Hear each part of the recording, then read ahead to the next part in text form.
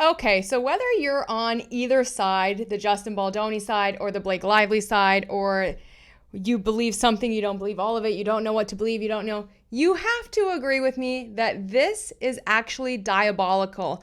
This needs to be studied, that this kind of vindictiveness and gotcha and just the mastermind behind a huge FU was completely coordinated and planned, and I feel like is so diabolical, and maybe even Easter eggs that no one is touching upon.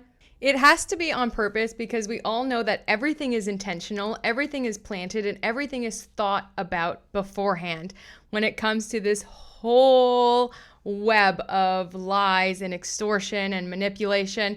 But let's just go back a little bit to No More. No More is the organization that was a non-negotiable for Justin Baldoni to have proceeds go towards. Any of the proceeds from It Ends With Us would go towards this organization. Justin Baldoni and Wayfair insisted with Sony, this is in pre-production, right after they partnered with Sony to get the film into motion, that it was a non-negotiable, a deal breaker, a requirement of the proceeds.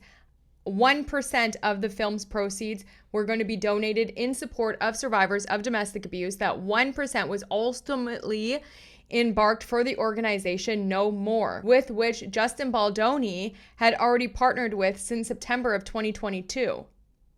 No More, the organization is called.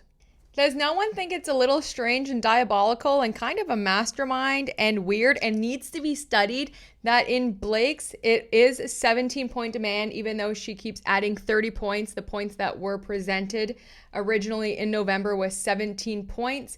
And they all start with no more. No more this, no more, no more, no more, no more, no more. The organization.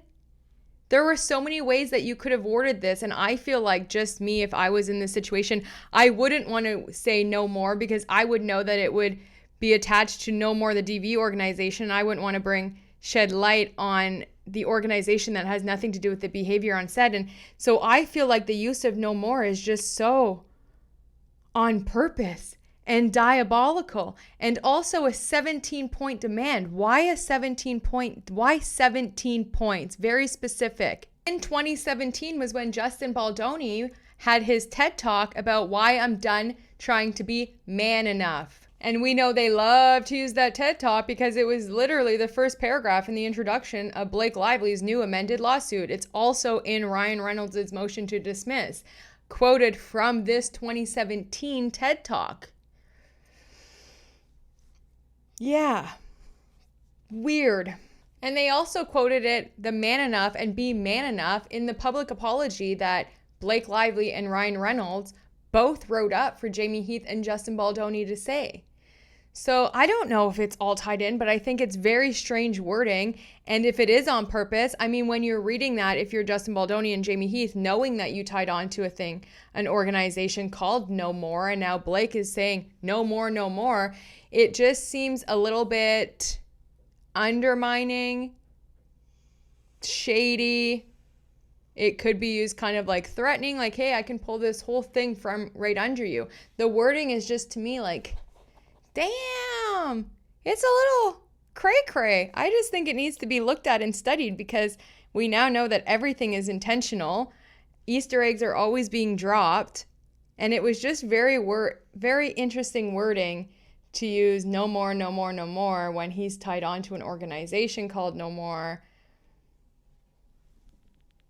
I don't know. And 17-point demands when they keep going back to a 2017 TED Talk. I don't know. What do y'all think about that? Is it a stretch, a conspiracy theory, or is there something actually there with her use of the words no more? Was it an underlining dig? I think it's a little... I just think it needs to be studied. Very interesting. Anyway, I hope you're having a great day. Drop your comments. Talk soon.